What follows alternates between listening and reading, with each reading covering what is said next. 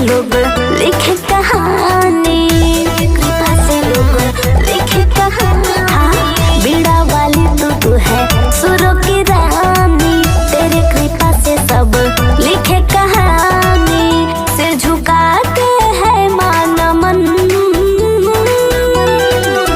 जयकारा बोलो बीड़ा वाली का, आज नाचेंगे गाएंगे हम। जयकारा बोलो बीड़ा वाली का, आज झूमेंगे गाएंगे हम।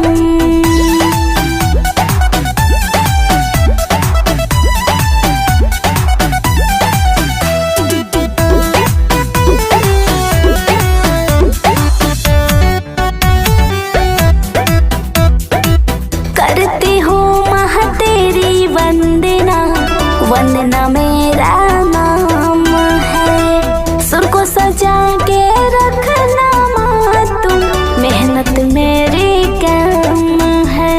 जय माँ जय बीड़ा वाली माँ। करती हूँ माँ तेरी वंदना, वंदना मेरा नाम है। सुर को सजा के रखना माँ तुम, मेहनत मेरी काम है। जिंदगी भर ना तोड़ूंगी दम, जयकारा बोलो बीड़ा वाली का, आज नाचेंगे गाएंगे हम। जयकारा बोलो बीड़ा वाली का, आज झूमेंगे नाचेंगे हम।